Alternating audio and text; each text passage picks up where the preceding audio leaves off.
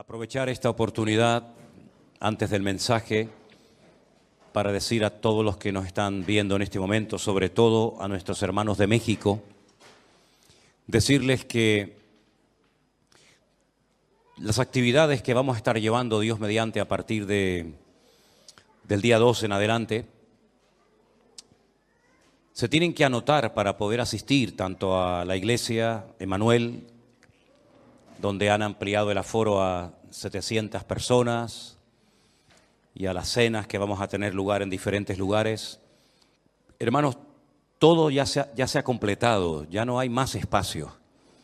Entonces los hermanos que están llamando y escribiendo y diciendo que van a ir de todas maneras con reserva o sin reserva, con autorización o no, yo les pediría por favor que seamos respetuosos, porque tenemos que respetar las leyes y las normas y los aforos que nos han dado.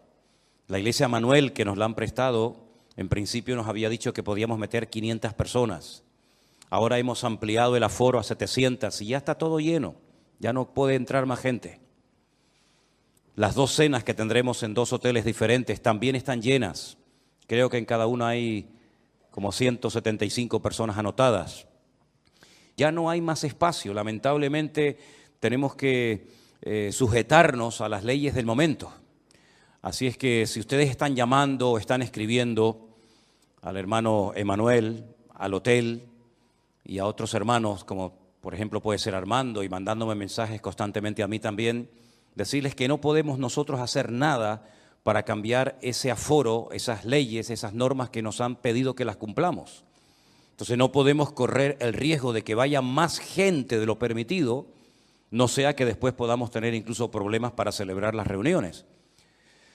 Yo sé que hay gente incluso que me ha dicho, bueno, aunque yo no tenga permiso para ir, yo voy a ir y esperamos fuera. Hermanos, seamos respetuosos y seamos conscientes de que en este momento no se puede meter más gente de la que ya estamos metiendo. Quiero decir esto sobre todo a los hermanos de México y de otros países, como Estados Unidos y otros países cercanos, que me dicen que quieren ir familias enteras a los cultos, a las reuniones. Bueno, hermanos, esto es lo que hay y a mí no me queda más remedio que sujetarme a las normas y a las leyes de cada país, y por eso no hay más capacidad, sino no hay otra explicación. No podemos hacer más de lo que ya estamos haciendo. Pensábamos que íbamos a tardar muchísimo tiempo en poder cubrir todas esas plazas, pero para sorpresa nuestra, todas se han cubierto, todas se han cubierto. Yo no sé si mañana el pastor de la iglesia Manuel o las autoridades de México, de aquí a unos días, abren más la mano para que vaya más gente, pero de momento esto es lo que hay. De momento no puede asistir más gente a los cultos. ¿Sí? Es increíble, ¿no? Tener que decir a la gente que no pueden venir a los cultos, ¿no? Pero es lo que toca y confiamos de que el Señor nos ayude a todos a entender que esta es la realidad en la que estamos viviendo actualmente y que no podemos hacer otra cosa. Amén, hermanos. Pido por favor a los hermanos desde ya, a los que están aquí, a los que nos están viendo también, que estén orando para que el Señor nos ayude y nos dé mucha sabiduría y sobre todo mucha fuerza para poder cumplir con todos los compromisos. El cambio horario va a ser brutal. El vuelo ya solamente dura 12 horas y solamente tenemos un día para adaptarnos al nuevo horario y a partir del siguiente día prácticamente ya estamos atendiendo a gente y pastores y muchísima gente que va a venir de todas partes. Así es que pedimos oración para que el Señor nos ayude y todo salga bien y dirigido por Él y podamos pues cumplir con los compromisos que tenemos en ese país.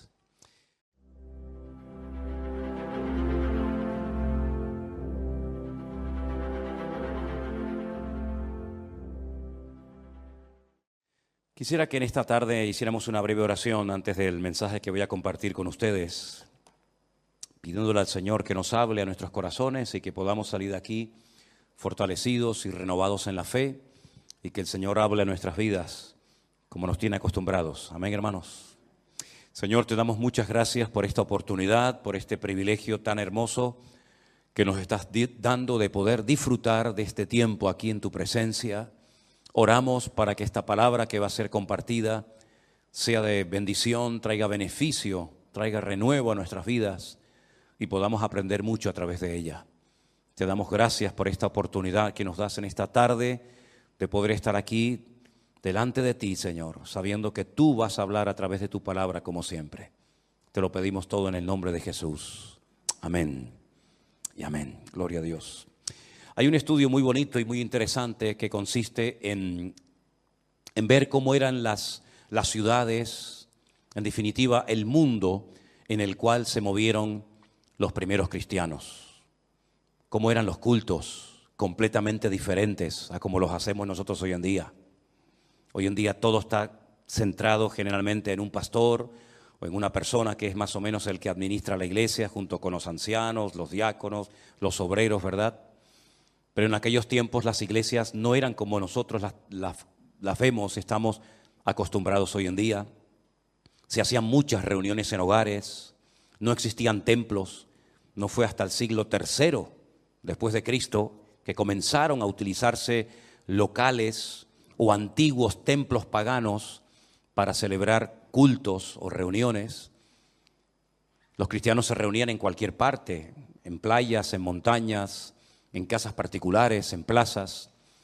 Y en aquellos tiempos, pues no era tan fácil ser cristiano como hoy en día. Si estudiamos, por ejemplo, cómo vivían los griegos, cómo vivían los romanos, cuáles eran sus costumbres, los principios, entre comillas, que tenían, qué religiones practicaban en aquellos tiempos aquella gente, cómo se desplazaban la gente de un país a otro, los medios de comunicación que existían. Es realmente un estudio muy interesante, ¿verdad? Ver cómo a veces se llegaba a un lugar donde prácticamente no había nadie y poco a poco se iba formando un pequeño pueblo, después una ciudad y así sucesivamente. Pero hay una ciudad que yo la llamo la Gomorra, la Sodoma y Gomorra de los tiempos apostólicos o de los tiempos del apóstol Pablo. Y es sin lugar a dudas la ciudad de Corinto.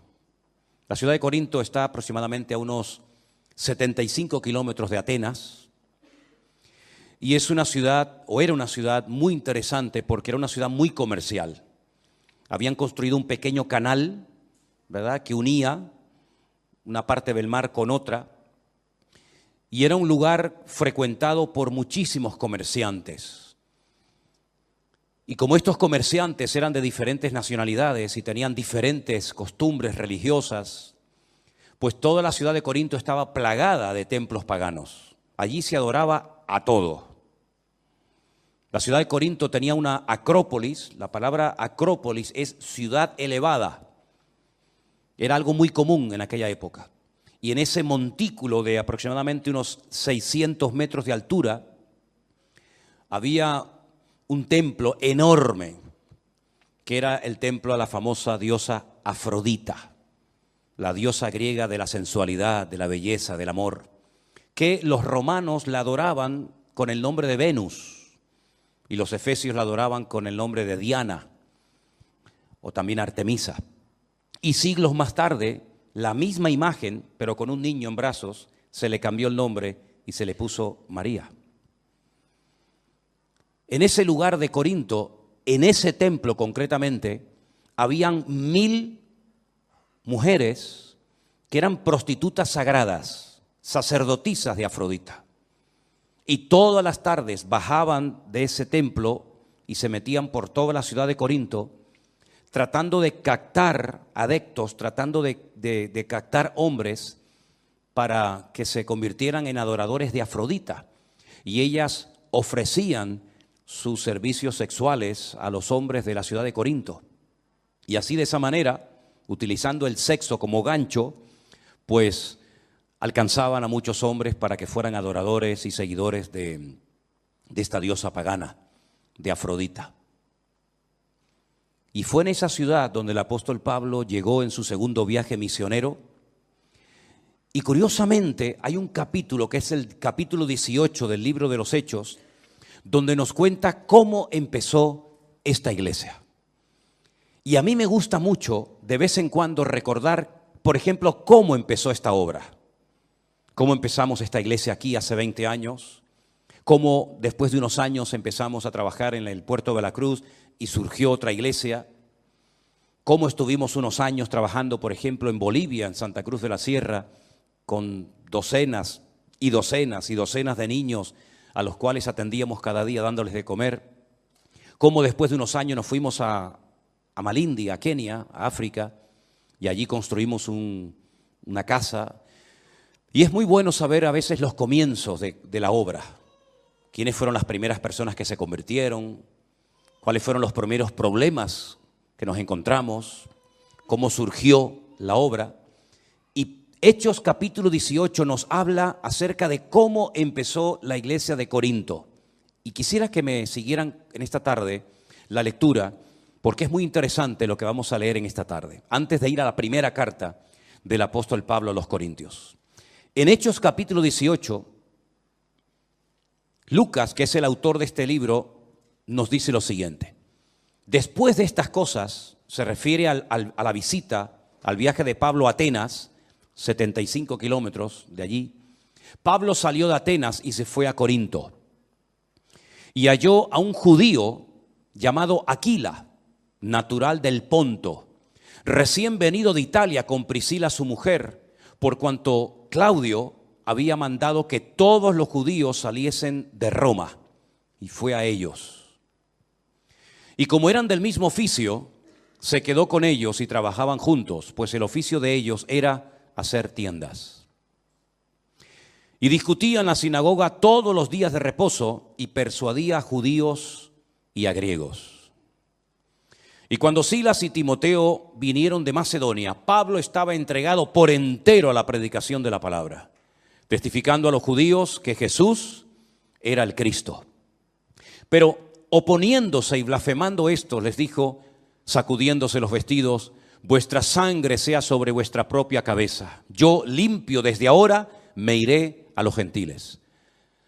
Y saliendo de allí, se fue a la casa de uno llamado Justo, temeroso de Dios, la cual estaba junto a la sinagoga. Y Crispo, el principal de la sinagoga, creyó en el Señor con toda su casa, y muchos de los corintios, oyendo, creían y eran bautizados. Entonces el Señor dijo a Pablo en visión de noche, no temas, sino habla y no calles, porque yo estoy contigo, y ninguno pondrá sobre ti la mano para hacerte mal, porque yo tengo mucho pueblo en esta ciudad. Se detuvo allí 1 año y 6 meses, enseñándoles la palabra de Dios. Pero siendo Galión procónsul de Acaya, los judíos se levantaron de común acuerdo contra Pablo y le llevaron al tribunal, diciendo, este persuade a hombres a honrar a Dios contra la ley. Y al comenzar Pablo a hablar, Galión le dijo a los judíos, si fuera algún agravio o algún crimen enorme, oh judíos, conforme a derecho, yo os toleraría. Pero si son cuestiones de palabras y de nombres y de vuestra ley, vedlo vosotros, porque yo no quiero ser juez de estas cosas. Y los echó del tribunal. Entonces los griegos, apoderándose de Sóstenes, principal de la sinagoga, le golpeaban delante del tribunal, pero a Galión nada le daba de ello. Entonces los griegos, apoderándose de Sóstenes, principal de los hermanos, apoderándose de principal de la sinagoga, le golpeaban delante del tribunal, pero a Galión nada le daba de ello. Versículo 18 dice así. Mas Pablo, habiéndose detenido aún muchos días allí, después de despedir a los hermanos, navegó a Siria y con él Priscila y Aquila, habiéndose rapado la cabeza en Cencrea porque tenía hecho un voto. Llegó a Éfeso y los dejó allí y entrando en la sinagoga discutía con los judíos, los cuales le rogaban que se quedase con ellos por más tiempo, mas no accedió, sino que se despidió de ellos diciendo, es necesario que en todo caso yo guarde en Jerusalén la fiesta que viene, pero otra vez volveré a vosotros si Dios quiere, y zarpó de Éfeso. 18 meses ininterrumpidos estuvo el apóstol Pablo en esta ciudad de Corinto. Allí conoció a Priscila, Aquila, un matrimonio que le apoyó muchísimo durante su ministerio, y después, como hemos leído, vino Timoteo y también Silas, y estas personas junto con él y probablemente otros más le ayudaron a fundar la iglesia de Corinto. La iglesia de Corinto tenía muchas particularidades. No fue una iglesia fácil. Como 3 o 4 años después de haber estado trabajando allí, le llega un informe al apóstol Pablo diciéndole que la iglesia está llena de problemas. Muchos hermanos se habían peleado los unos con los otros, se habían formado distintos grupos y la iglesia estaba realmente siendo afectada por el mundo. En vez de ellos afectar al mundo y a la sociedad corrompida de Corinto, estaba ocurriendo más bien todo lo contrario. La atmósfera espiritual, el ambiente de la ciudad de Corinto, una ciudad de una promiscuidad sexual brutal, una ciudad de carnalidad. Fíjense hasta qué punto que en las obras de teatro de la comedia griega, cuando se quería utilizar la palabra borracho, no se utilizaba directamente la palabra borracho, sino que se decía, este es un corintio, porque era sinónimo de una persona atrapada y dominada por el alcohol. Era una ciudad pervertida, ya digo, era la Sodoma y Gomorra del Nuevo Testamento. Y allí el apóstol Pablo se afincó durante 18 largos meses para predicar la palabra de Dios y nació esta iglesia. Y ya digo, como 3 o 4 años más tarde le escribe una primera carta donde él responde a una serie de preguntas que los hermanos le están haciendo. Por ejemplo, en el capítulo 7 de Primera de Corintios le están haciendo preguntas acerca del matrimonio. Le dicen a Pablo, bueno, y si mi marido no es convertido y yo sí lo soy, ¿qué hago? ¿Me separo? ¿Me divorcio? ¿Sigo con él? Entonces Pablo en el capítulo 7 de Primera de Corintios le da instrucciones concretas y específicas a las mujeres que tienen maridos inconversos o a los maridos que tienen esposas inconversas y que además tenían hijos. Y él les responde en todo un capítulo a esas preguntas. Le preguntan también acerca del tema de la comida, porque como les acabo de decir, en la ciudad de Corinto había muchos templos, a Apolos, a Afrodita, a todas las divinidades habidas y por haber, y lo que hacían es que llevaban las vacas, llevaban los animales, los sacrificaban, los mataban delante de esos ídolos, en esos templos, y luego vendían esa carne en las carnicerías para que la gente comiera de ellos. Entonces los cristianos decían, está bien que nosotros comamos carne que ha sido por la mañana sacrificada, por ejemplo, a uno de los tantos ídolos de la ciudad. ¿Podemos comprar esas carnes a esa gente y comer de ella? Entonces Pablo, por ejemplo, en el capítulo 8 de Primera de Corintios les dice lo que tienen que hacer acerca de la carne que previamente había sido sacrificada a los ídolos. También hay muchas preguntas que le hacen al apóstol Pablo acerca de cómo moverse, cómo saber el don espiritual que uno tiene. El apóstol Pablo dedica 2 capítulos muy interesantes, por cierto, el 12 y el 14 de Primera de Corintios para traer luz y para aclarar cuáles son los dones del Espíritu Santo y cómo se tienen que ejercer ordenadamente en la iglesia. Les dije en una ocasión, ¿se acuerdan?, que hay 2 listas en la Biblia acerca de los dones del Espíritu Santo. Romanos capítulo 12 y en Primera de Corintios capítulo 12. Él menciona 9. Y él dice que los dones del Espíritu Santo tienen que ser administrados con orden.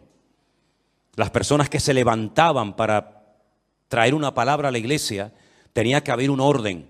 No podían hablar todos al mismo tiempo. Por ejemplo, en el capítulo 14 él habla acerca de cómo ejercer correctamente el don de hablar en otras lenguas con la correspondiente interpretación, porque había un desorden, un caos dentro de la iglesia, hasta el punto que Pablo dice, cualquier inconverso que entre a vuestras congregaciones van a pensar que estáis locos, van a pensar que estáis locos, porque nosotros no nos reunimos para hablar en lenguas, pero si se hablan lenguas en la iglesia, tiene que ser con este orden que él establece en la iglesia de Corinto, ¿verdad? Y si alguien dice, no, es que no puedo evitar hablar en lengua, no puedo evitar hacer esto o aquello, Pablo dice, no. En nuestras iglesias esa no es nuestra costumbre. Eso no es lo que yo enseño ni en Corinto, ni en Tesalónica, ni en Éfeso, ni en Colosas. En nuestras iglesias tiene que imperar y reinar el orden y la paz, no la confusión. Porque todo lo que Dios hace, lo hace en orden, para traer edificación, para traer exhortación, para traer aliento a la iglesia y no para traer confusión y muchísimo menos para crear un mal testimonio en la ciudad. Entonces él establece un orden y dice, y el espíritu de los profetas está sujeto a los profetas, ¿verdad? Hágase todo decentemente y con orden, es la regla que el apóstol Pablo establece allí.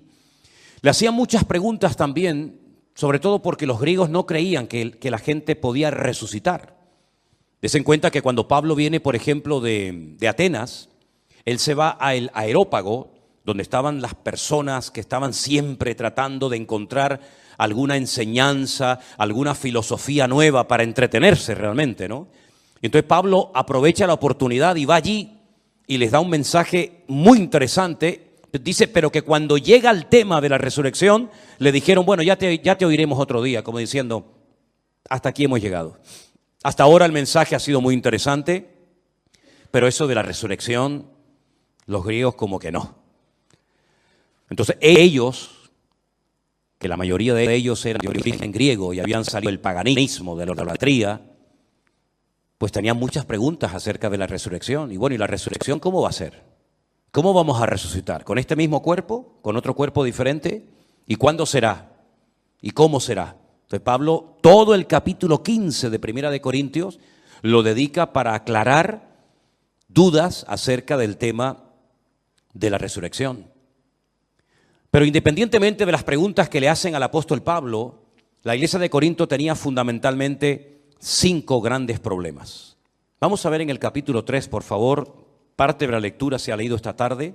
A partir del versículo 3, Pablo dice, aún sois carnales, pues habiendo entre vosotros celos, contiendas y disensiones, ¿no sois carnales y andáis como hombres? Porque diciendo el uno, yo ciertamente soy de Pablo, y el otro, yo soy de Apolos, ¿no sois carnales? ¿Qué pues es Pablo y qué pues es Apolos? Servidores por medio de los cuales habéis creído, y eso según lo que a cada uno concedió el Señor. Pablo no va a tolerar bajo ningún concepto que la iglesia internamente se divida en grupos, unos a favor de unos, otros a favor de otro, en contra de otro, sino que Pablo dice, mira, el Señor a mí me utilizó para sembrar la iglesia en la ciudad. Y después vinieron otros ministerios, como por ejemplo el de Apolos, que vino a regar la semilla que yo había plantado. Pero ni él ni yo somos lo más importante, porque al fin y al cabo el que está dando el crecimiento es el Señor. Y la gloria y la honra no se la damos a los hombres, sino se la damos solamente a nuestro Dios, ¿verdad? Y ese era un problema que había en la iglesia de Corinto, que había grupos. Parecía una sola iglesia, pero realmente eran muchas iglesias dentro de una misma iglesia. Las divisiones internas, Pablo no quería bajo ningún concepto que se produjeran, porque eso lo único que trae es problemas, divisiones y, por supuesto, mal testimonio. Y el Señor no se mueve en el caos. El Señor no se mueve en el desorden. Nuestro Dios es un Dios de orden. Y desde el primer libro de la Biblia hasta el último libro de la Biblia, vemos este principio fundamental de Dios. Dios se mueve en el orden.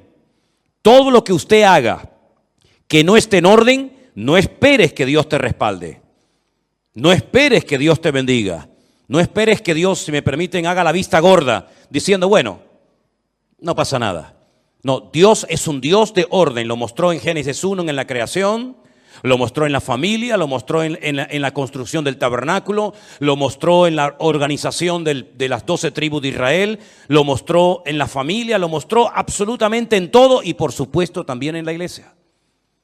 Si nuestras vidas no están en orden, difícilmente estarás con la bendición de Dios, porque Dios no se mueve, repito, en el caos, en el desorden y en las divisiones. Amén, hermanos. Ese era un gran problema que tenía la iglesia de Corinto. Y es un problema que tienen muchas iglesias hoy en día, que están divididas por falta de enseñanza, por falta de madurez, por falta de crecimiento, fijándose en los hombres en vez de fijándose en Dios. Esa es una de las cosas que queremos desde el primer día que pisemos México, cuando Dios nos permita llegar allí, dejar bien claro que la gloria y la honra se la tenemos que dar única y exclusivamente al Señor. Y del hombre yo no espero nada, pero de mi Dios lo espero absolutamente todo. Y hay de aquellos que pongan su mirada en los hombres, porque lo único que se van a llevar son desilusiones. Otro problema que había en la iglesia, que se menciona en el capítulo 5, es incesto. En el capítulo 5, a partir del verso 1, dice: se oye que hay entre vosotros fornicación, y tal fornicación cual ni aún se nombra entre los gentiles, tanto que alguno tiene la mujer de su padre. Esto dice, a pesar de la corrupción y de la promiscuidad sexual de la ciudad de Corinto, esto no era algo que se practicaba en aquel tiempo, que un hijo tuviera relaciones sexuales con la mujer de su padre, con su madrastra. Y este hombre venía a la iglesia y se congregaba como uno más. Y cuando a Pablo le informan de esto, dice: ustedes están envanecidos. ¿No deberíais más bien haberos lamentado para que fuese quitado de medio de vosotros el que cometió tal acción? Ciertamente yo, como ausente en cuerpo, pero presente en espíritu, ya como presente he juzgado al que tal cosa ha hecho. En el nombre de nuestro Señor Jesucristo, reuníos vosotros y mi espíritu con el poder del Señor Jesucristo, y el tal sea entregado a Satanás para la destrucción de la carne, a fin de que el espíritu sea salvo en el día del Señor Jesús. Después, en 2 de Corintios, cuando él le vuelve a escribir a la iglesia, este hombre se ve que recapacitó, pidió perdón, se arrepintió, dejó ese pecado, y Pablo dice: bueno, vuelvan a admitirlo en la iglesia, pero lo que no podemos permitir es que esta persona lleve esta vida de desorden, cometiendo un pecado que ni los gentiles ni los del mundo cometen, y se congrega en nuestra iglesia como si nada y participe como uno más, y aquí nadie le llama la atención, sino que bueno, todo el mundo mira para otra parte. El apóstol Pablo se entera y dice: bajo ningún concepto vamos a permitir eso en la iglesia del Señor Jesús, porque en la casa del Señor tiene que reinar el orden y la santidad. ¿Cuántos dicen amén? También había problemas entre hermanos. Capítulo 6, versículo 1 dice: ¿osa alguno de vosotros, cuando tiene algo contra otro, ir a juicio delante de los injustos y no delante de los santos? ¿No sabéis que los santos han de juzgar al mundo? Y si el mundo ha de ser juzgado por vosotros, ¿sois indignos de juzgar cosas muy pequeñas? ¿O no sabéis que hemos de juzgar a los ángeles? ¿Cuánto más las cosas de esta vida? Si pues tenéis juicios sobre cosas de esta vida, ¿ponéis para juzgar a los que son de menor estima en la iglesia? Hermanos que se denunciaban, iban a los tribunales, iban a los jueces, a las autoridades del mundo para arreglar sus problemas, que tenían que haberlo arreglado con la bendición y con la paz del Señor, en oración, con un buen espíritu, con una buena actitud. Se denunciaban los hermanos, y claro, imagínate los del mundo, los de afuera, cuando se enteraban que había problemas entre los hermanos, y se denunciaban los unos a los otros. Y Pablo utiliza el argumento de decir: sí, nosotros los hijos de Dios, que vamos a juzgar a los ángeles, que vamos a juzgar al mundo juntamente con el Señor, resulta que tienen que recurrir a los inconversos para que los inconversos les solucionen los problemas a ustedes como cristianos. ¿Pero qué están haciendo? Ese problema también lo había en la iglesia de Corinto. Pero como muchos habían salido del paganismo, como muchos habían dejado la idolatría, muchas hermanas de la iglesia habían ejercido antaño la prostitución, de ahí que les pida que se cubran y se pongan un velo, porque aquellas 1000 jovencitas, ¿se acuerdan? Aquellas 1000 sacerdotisas del templo de Afrodita, sí, eran prostitutas, pero ¿cómo se diferenciaban estas mujeres de una mujer normal de Corinto, que vestían con unos peinados y con unas ropas tremendas? Pues porque eran calvas, les habían rapado completamente la cabeza. Y cuando tú veías a estas jóvenes por las calles con su pelo rapado, no es que tuvieran una enfermedad que se les caía el pelo, sino que era un voto que habían hecho, ¿verdad?, de raparse el pelo para dedicar sus cuerpos por entero a la prostitución sagrada, dándole culto a Afrodita, ¿verdad? Y entonces muchos de los hombres de la iglesia habían estado con esas mujeres, y esas mujeres ahora eran convertidas, y esos hombres ahora eran convertidos y se encontraban en los cultos y se encontraban en la iglesia. Imagínense ustedes. Porque en Corinto no había 50 iglesias, como puede haber a lo mejor en cualquier ciudad, que hay una iglesia aquí, una iglesia más allá, una bautista, una pentecostal, una anglicana, una, ¿verdad? Sino que había una sola iglesia. Y el que se convertía a Cristo tenía que ir a un solo lugar. No había un montón de iglesias, había una sola iglesia en toda la ciudad. Y ahí se encontraban, pues, prostitutas o ex prostitutas con los antiguos clientes que habían tenido. Y entonces había que poner orden dentro de la iglesia y enseñarles a los miembros a vivir esa vida nueva que ahora tenían en Cristo. Y verse los unos a los otros, no como un cliente ni como un objeto, sino como hermanos en Cristo. Y en el capítulo 5 Pablo dice: os he escrito por carta, verso 9, que no juntéis con los fornicarios. No absolutamente con los fornicarios de este mundo, con los avaros o con los ladrones o con los idólatras, pues en tal caso os sería necesario salir del mundo. Más bien os escribí que no os juntéis con ninguno que llamándose hermano, escuche esto, llamándose hermano, fuera un fornicario, un avaro, un idólatra, un maldiciente, un borracho, un ladrón. Con esa persona ni coman. Una persona que va a la iglesia, que dice que es cristiano, y es un borracho, es un ladrón, es un avaro, es un fornicario, con ese ni coman. Porque, ¿qué razón tendría yo para juzgar a los que están fuera? ¿No juzgáis vosotros a los que están dentro? Es decir, el apóstol Pablo lo que está diciendo es: miren, yo no les he dicho que ustedes no pueden hablar con gente del mundo que practican todo tipo de pecados. Yo no les he dicho eso. Si yo les hubiera dicho que no hablaran con borrachos, con prostitutas, con ladrones, con avaros, con idólatras, pues se tendrían que ir a vivir a otro planeta. Porque en la calle, en el mundo, los inconversos, los que no tienen a Cristo en su corazón, los que no han puesto su vida en orden, y los que no viven en santidad, pues lógicamente están atrapados, son esclavos de uno o varios pecados de los que acabo de mencionar. El apóstol Pablo dice: no, ustedes me han interpretado mal mis palabras. Yo no les dije que no se juntaran con esas personas, porque si no se juntan, si no le hablan a esas personas, ¿cómo lo van a ganar para Cristo? Yo lo que les he dicho y la enseñanza que les he dado es esta: si hay gente en la iglesia que son idólatras, avaros, ladrones, fornicarios, etcétera, etcétera, no os juntéis con esa persona, para que no piense el mundo que se puede venir a la iglesia y seguir practicando el pecado y seguir viviendo igual que como vivíamos antes y no pasa nada. Para que se avergüencen y para que recapaciten de que la vida cristiana no es un relajo, sino la vida cristiana es algo serio en el que tenemos que dar un fiel testimonio de lo que Cristo ha hecho en nuestras vidas. Amén, hermanos. Tiene que haber un cambio en nosotros. Las mujeres no pueden comportarse como se comportaban antes de conocer al Señor, ¿verdad? Imagínense estas, no digo las 1000, pero imagínense que 200 de estas prostitutas se convirtieran al evangelio y ahora vinieran a la iglesia.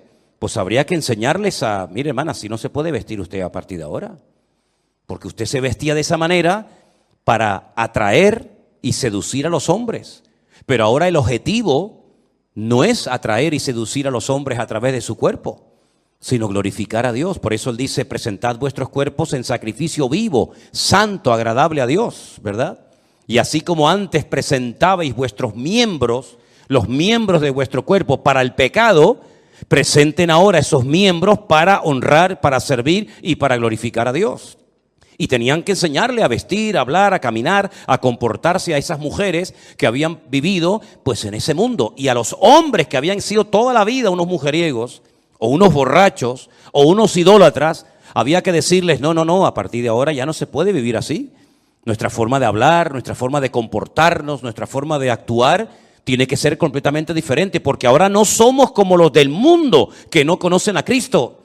Ahora somos cristianos, embajadores de Cristo, y nuestra imagen, la imagen que tenemos que proyectar, no es la de una mujer sensual o un hombre sensual, una persona que utiliza, digamos, los atributos de su cuerpo para seducir a nadie. No, nada más lejos de la realidad. Ahora la gente tiene que mirar en nosotros un cambio, tienen que ver que ahora somos gente que ha nacido de nuevo y que nuestros apetitos, nuestros deseos, nuestros hábitos, nuestras costumbres son completamente diferentes a como éramos antes de conocer al Señor. Amén, hermanos.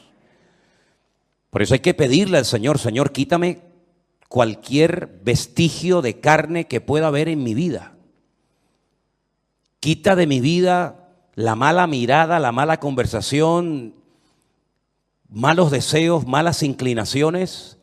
Que el Señor limpie nuestros ojos, que el Señor limpie nuestros oídos, nuestra boca, nuestros labios, que el Señor nos cambie y nos transforme completamente de arriba abajo.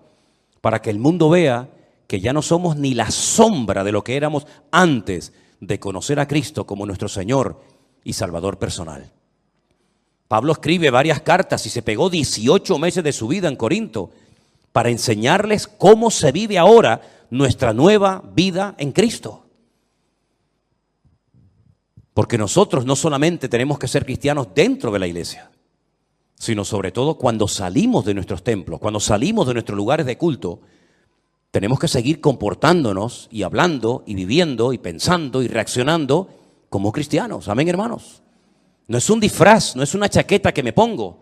Me visto de cristiano, vengo el domingo a la iglesia con carita de niño bueno, con carita de niña buena, y luego salgo y soy un mujeriego, un borrachuzo, atrapado a los vicios de este mundo, enganchado a las loterías, enganchado a la pornografía, una promiscuidad sexual brutal. No, usted no ha entendido nada, amigo. Usted no ha entendido nada, hermana. En Cristo tenemos que cambiar en todo, pero no solamente por dentro, sino en algunos casos también por fuera, ¿sí o no?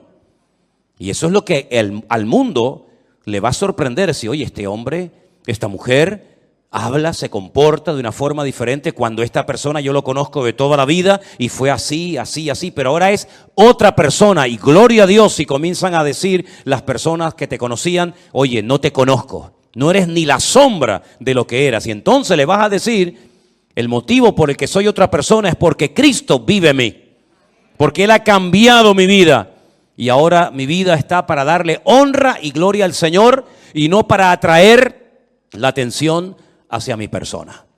Esto no se aprende en 2 días.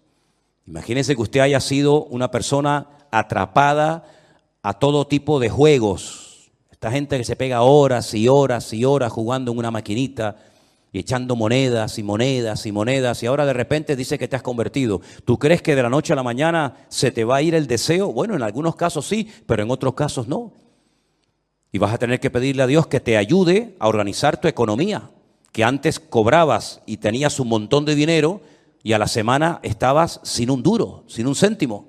Y ahora tienes que pedirle al Señor, ayúdame a administrar para que yo incluso pueda ayudar a otras personas.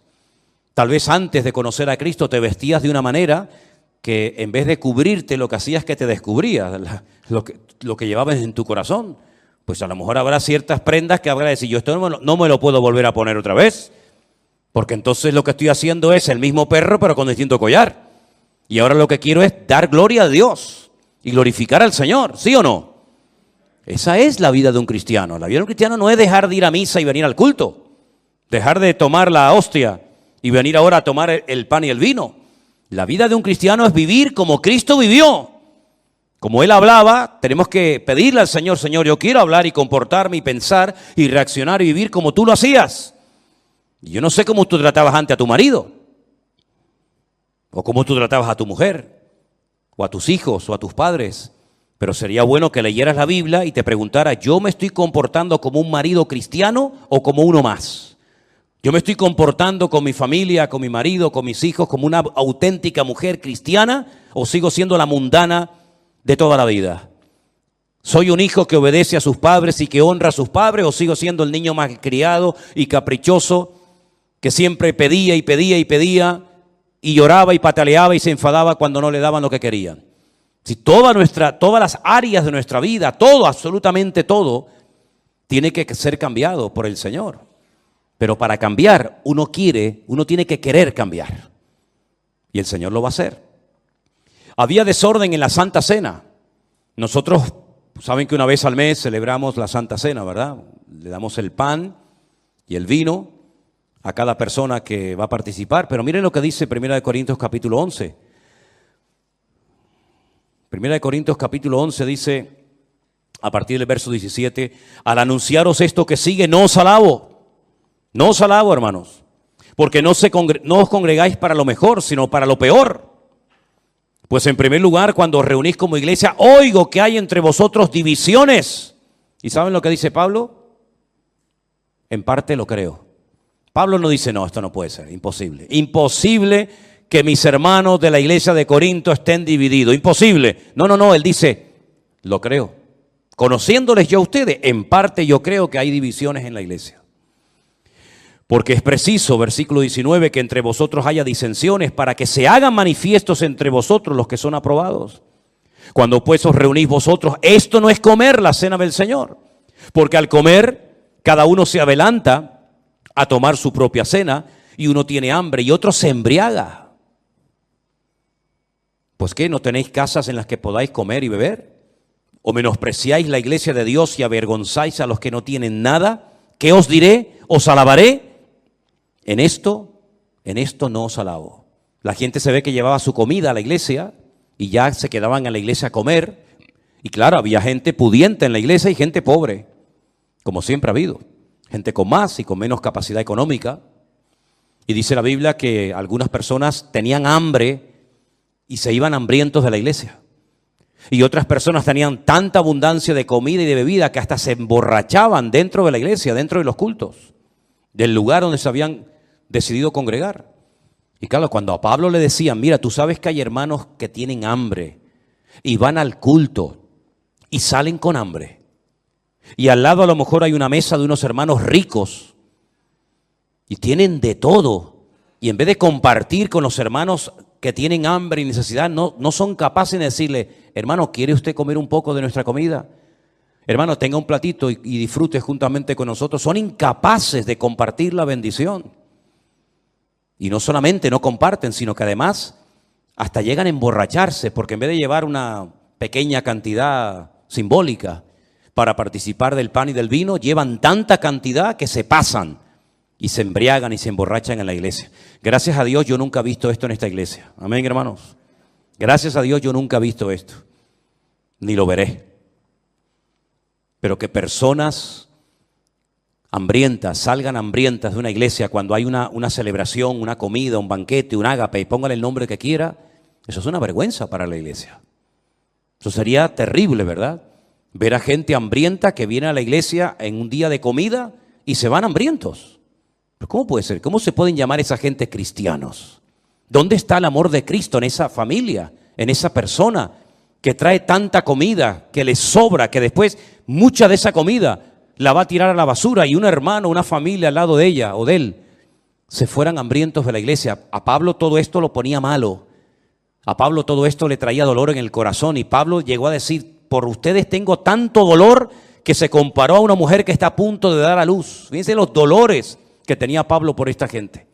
Tenía dolor, tenía tristeza, le pesaba en el corazón oír estas noticias de una iglesia que él amaba tanto, por la cual había trabajado tanto y donde había estado 18 meses de su vida con hombres de Dios como Silas, Timoteo, Apolos, Priscila, Aquila, su marido, y ver ahora, 3 o 4 años después, a la iglesia en estas condiciones le causaba una tristeza tremenda. Porque la iglesia tiene que ir cada vez a mejor. Cada vez tenemos que estar más firmes, más maduros, más constantes, más fieles al Señor. Cada vez tenemos que tener las doctrinas más claras en nuestra vida. No ser niños fluctuantes que ahora sí, ahora no, ahora creo, ahora no creo. El apóstol Pablo luchó y derramó lágrimas para que en esta iglesia se estableciera una congregación de sana doctrina, una iglesia unida, una iglesia que pudiera contrarrestar toda la basura espiritual y el ambiente y la atmósfera terrible que había en Corinto. Y lamentablemente vemos que el ambiente de la ciudad se metió dentro de la iglesia hasta el punto que dentro de la iglesia se cometían casi los mismos pecados que se cometían en los templos paganos de la ciudad de Corinto. ¿Y cómo no le iba a doler a Pablo eso? Imagínense ustedes si el Señor Jesucristo hubiera entrado un día en un culto normal de la iglesia de Corinto. Imagínense cómo hubiera reaccionado el Señor si entra a una iglesia donde supuestamente se le está dando honra, gloria y culto a Él y se encuentra uno borracho, al otro acostándose con su madre, al otro criticando a este hermano, al otro insultando a la otra hermana, al otro yendo al juez para presentar una denuncia contra este hermano. ¿Cómo hubiera reaccionado el Señor si hubiera entrado un día físicamente a esa congregación? Pues yo creo que hubiera actuado exactamente igual que cuando entró al templo de Jerusalén en su época, cuando dice la Biblia que entró y comenzó a volcar las mesas de los cambistas y comenzó a echar a patadas a toda la gente que estaba allí comerciando en el templo y dijo aquello de: habéis convertido mi casa de oración en una cueva de ladrones. Amén, hermanos. No me extraña que la gente fuera al estanque de Betesda, que está muy cerca, ¿saben? Los que han estado allí conmigo saben que el templo y el estanque de Betesda está muy cerquita, muy cerquita. No me extraña que con este ambiente espiritual, no me extraña a mí que con este mal testimonio y con este mal ejemplo del templo, de los sacerdotes, de Anás, de Caifás, etcétera, la gente prefiriera irse a una piscina de agua putrefacta esperando a un supuesto ángel que decían que venía, que nunca vino ningún ángel. Preferían estar allí esperando que un ángel descendiera del cielo para recibir su milagro que estar en el templo, sabiendo que allí lo que le iban a quitar es lo poco que a lo mejor podían llevar y que a lo mejor ni siquiera lo iban a dejar entrar por la condición en la que se encontraba. Y a mí me gustaría que en esta tarde todos y cada uno de nosotros tomáramos conciencia de que yo no estoy hablando de un templo pagano, yo no estoy describiendo cómo era un culto de Afrodita, de Apolos, de Venus, de estas divinidades, sino estamos hablando de una iglesia local, una iglesia que podría ser nuestra congregación. ¿Y por qué el Señor permitió que nosotros, los cristianos, de 2000 años después de esto, nos enteráramos de este relajo y de este desorden en la iglesia? ¿Por qué no pasó la página y dice: bueno, eso no lo cuentes? Cuenta las cosas bonitas. Por ejemplo, mira, habla de la iglesia de los filipenses, que es una buena iglesia. Al fin y al cabo solamente hay dos hermanitas ahí que están peleadas una con otra, Evodia y Síntique, pero bueno, son dos nada más dentro de mucho. Habla de los filipenses o habla de otra iglesia. ¿Por qué el Señor permitió?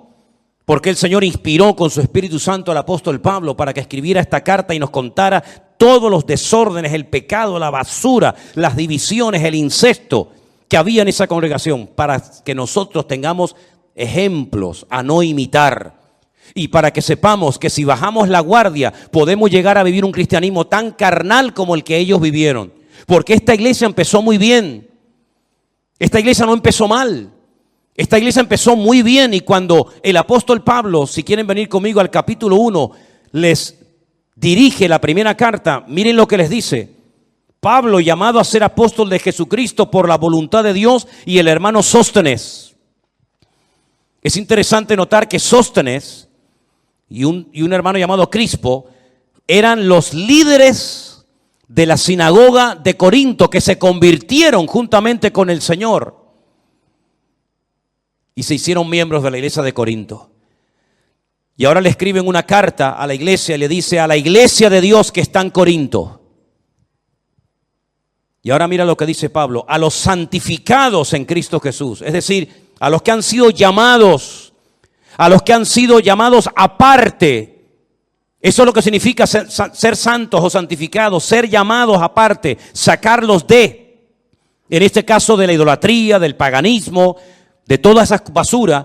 Ustedes han sido llamados para ser santos en Cristo Jesús, llamados para ser santos junto con todos los que en cualquier lugar invocan el nombre de nuestro Señor Jesucristo, Señor de ellos y nuestro. Nosotros también, hoy en día, hemos sido llamados a ser santos, a marcar una diferencia, a ser gente que marca una diferencia aquí en la isla donde vivimos o en el país donde usted me está viendo y escuchando en esta noche. No puede pasar nuestra vida desapercibida ni decir: bueno, ¿este cristiano de qué? ¿De qué es cristiano este hombre? Esta señora dice que es cristiana, pero ¿cristiana de qué? Nosotros hemos sido llamados a marcar una diferencia como los de Corinto. Fueron llamados, fueron sacados de la idolatría, de los templos del paganismo, para que fueran santos y sirvieran al Señor. Ese es el llamado de ellos y el nuestro también, hermanos. Gracias doy a mi Dios siempre por vosotros, por la gracia de Dios que fue dada en Cristo Jesús. Porque en todas las cosas fuisteis enriquecidos en Él, en toda palabra y en toda ciencia o conocimiento. Es decir, Pablo no dice: bueno, es que yo no le puedo dar gracias al Señor por esta iglesia porque empezaron mal, sin conocimiento, sin la gracia de Dios, sin el favor de Dios. No, al contrario. Dice: yo le doy gracias a mi Señor de que la gracia, el favor de Dios, el respaldo de Dios, el conocimiento del Señor, ustedes lo experimentaron. De tal manera, fíjate lo que dice Pablo aquí, esto es tremendo. Verso 7, de tal manera que nada os falta en ningún don. ¿Cuántos dicen amén? No es que la iglesia estuviera mal porque le faltaba algo. No, no, a ustedes no les falta de nada. A ustedes no les falta absolutamente de nada. Nada os falta en ningún don, esperando la manifestación de nuestro Señor Jesucristo, el cual también os confirmará hasta el fin, para que seáis irreprensibles en el día de nuestro Señor Jesucristo. Y fiel es Dios, por el cual fuisteis llamados a la comunión con su Hijo Jesucristo nuestro Señor. Es decir, una iglesia que empieza bien, con un buen pastor, con unos buenos obreros, con una sana doctrina, una enseñanza excelente, en medio de un ambiente terrible como ya lo he definido. Empezó bien la iglesia de Corinto. Yo estoy seguro que durante esos 18 primeros meses de vida de la iglesia de Corinto, la iglesia funcionó perfectamente. Estoy plenamente convencido, porque de hecho les recuerdo que esta carta se escribió 3 o tal vez 4 años después de su fundación. Es decir, que durante los primeros años, los primeros 3 años como mínimo, digamos que la iglesia anduvo bien. Pero comenzó a meterse el mundo. Comenzó a meterse la carnalidad en la iglesia. Y mira cómo Pablo tiene que dirigirse a ellos. Les dice, niños en Cristo, carnales, que todavía se les tiene que dar leche, como si fueran niños pequeños, en vez de vianda, ¿verdad? Alimento sólido, porque no erais ni sois capaces todavía, sois carnales, llenos de celos, de contiendas, de disensiones, de envidias. Fíjate lo bonito, lo bien que empezó la iglesia y cómo se estaba torciendo, hasta llegar a ser un templo más, donde todo valía y donde nadie tomaba autoridad y decía, basta, hasta aquí hemos llegado. El motivo principal por el cual tenemos Primera y Segunda de Corintios en nuestras Biblias, hermanos, es para que tomemos conciencia de que no podemos bajar la guardia en ningún momento, y menos en estos tiempos en los cuales nos ha tocado vivir. Porque antes había una ciudad terrible como era Sodoma y Gomorra, pero ya no existe. Y durante la época de Pablo hubo una especie de Sodoma y Gomorra en lo natural y en lo espiritual que se llamó Corinto, pero ya no existe. Pero hoy en día la mayoría del mundo es una inmensa Sodoma y una gigantesca Gomorra, donde ya el cristianismo, ¿verdad?, no cuenta nada y a Dios se le ha cerrado las puertas y no se le invita a ninguna reunión importante de la índole que sea. Pero todavía estamos plantados, todavía estamos los cristianos en el planeta Tierra, aún no hemos sido sacados, como algún día seremos sacados.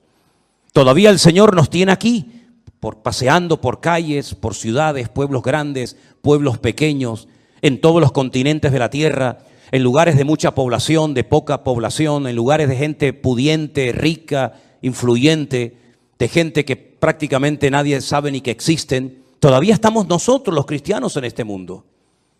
Y la función a la cual el Señor nos ha llamado es hacer sal, es decir, una protección. Porque la sal se utilizaba para impedir el proceso de descomposición de los alimentos, del pescado, de la carne.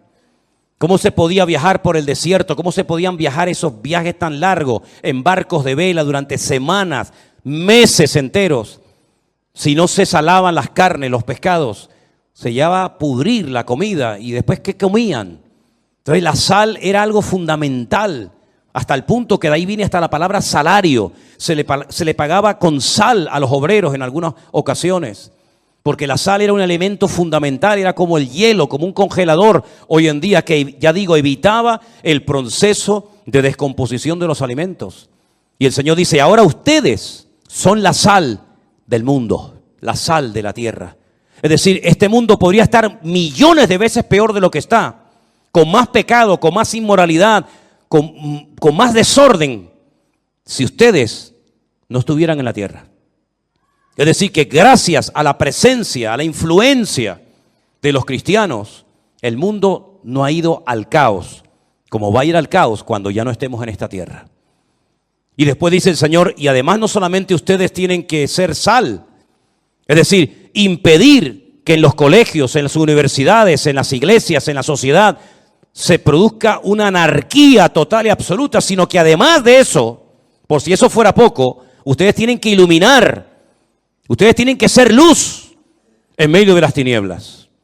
Y estamos viendo cómo fiestas paganas se han convertido en un juego, en un entretenimiento para los niños, en un comercio, en un motivo más para sacarle el dinero a la gente de los bolsillos, sin darse cuenta, sin pensar qué es lo que estamos celebrando, de qué nos estamos disfrazando, de dónde viene esta práctica pagana, como estas fiestas que están en estos últimos días campando a sus anchas.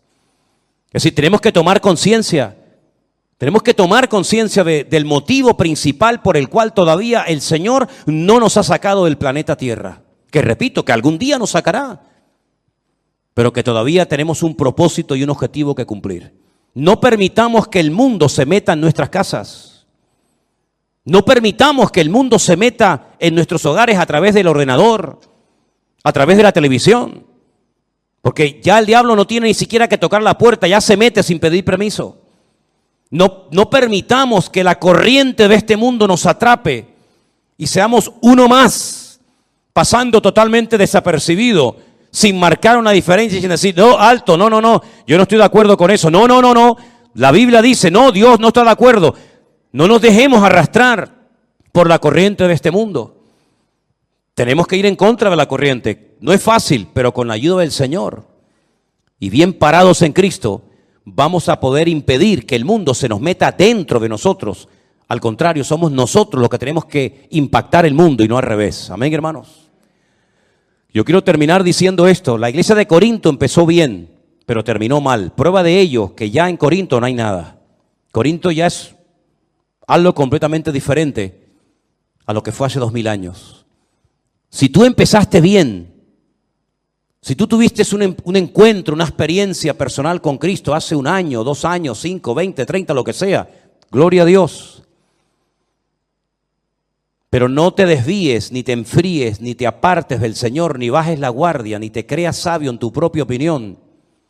Porque quiero terminar diciendo que cuando el apóstol Pablo fue a la iglesia, a la ciudad de Corinto, él venía de un fracaso ministerial. Y he dicho bien, sí, de un fracaso ministerial. Él en Atenas no fundó iglesia. Es el único lugar donde Pablo estuvo y no fundó una iglesia. En todo lugar donde iba, habría una iglesia. Y ahí se permanecía, menos en Atenas.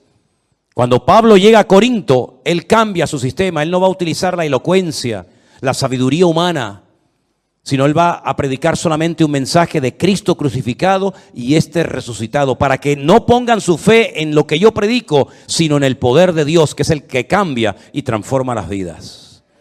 Y fue en Corinto donde tomó la decisión de dejar ya de predicarle siempre a los judíos en la sinagoga y dedicarse 100% prácticamente a alcanzar a gentiles para el Señor. Es decir, hay cambios que se produjeron en el ministerio, en la vida del apóstol Pablo, en base a las circunstancias por las cuales estaba viviendo. Y hay cambios que se tienen que producir en nuestras vidas. Tú no puedes vivir el mismo cristianismo hoy que vivíamos el cristianismo hace 30 años, porque la vida ha cambiado, los sistemas de comunicación, todo en la vida ha cambiado. De hecho, el mundo es diferente desde el año pasado. Y tenemos que renovarnos y pedirle al Señor que no nos estanquemos. Bueno, mi vida, tu cristianismo no puede ser, bueno, vengo a la iglesia el domingo, digo amén y me voy. Si tu cristianismo es así de pobre, así de mediocre, cuando aparezcan en el horizonte las cosas que van a ocurrir en breve, yo no sé si tú podrás aguantar, mi hijo. Yo no sé si tú tendrás la capacidad para decir no en medio de lo que se avecina. Por eso es tiempo de renovarnos, de buscar a Dios, de tomar cambios radicales en nuestra vida. Porque con lo que hemos vivido hasta el día de hoy, hasta aquí hemos llegado, pero necesitamos más y más del Señor para poder vivir en victoria. ¿Cuántos dicen amén? Cierra tus ojos ahí donde estás, vamos a orar. Piensa en esto que has oído esta tarde, hermano. Piensa en esto. La iglesia de Corinto empezó muy bien. Lamentablemente, se torció, bajó la guardia, se dejó influenciar, manipular por el mundo y algunos de sus miembros terminaron viviendo igual que los mundanos. Triste, pero esa es la realidad. Incluso llegaron a hacer cosas que ni los mundanos hacían, porque se confiaron demasiado en sí mismos. Y nuestra confianza no está en nuestra experiencia, ni en nuestra edad. Nuestra confianza está en Dios. Y cada día empezamos de cero. Y no dependemos de nosotros mismos, sino dependemos de la gracia y del favor de Dios. Que el Señor nos ayude a mantenernos firmes en medio de la tormenta y marcar una diferencia y no dejarnos moldear por el mundo, sino moldear el mundo y cambiarlo para Cristo, como siempre ha sido la voluntad de Dios. Señor, gracias te damos en esta tarde por tu preciosa y bendita palabra. Te rogamos, Señor, que tú nos afiances y nos afirmes en la fe.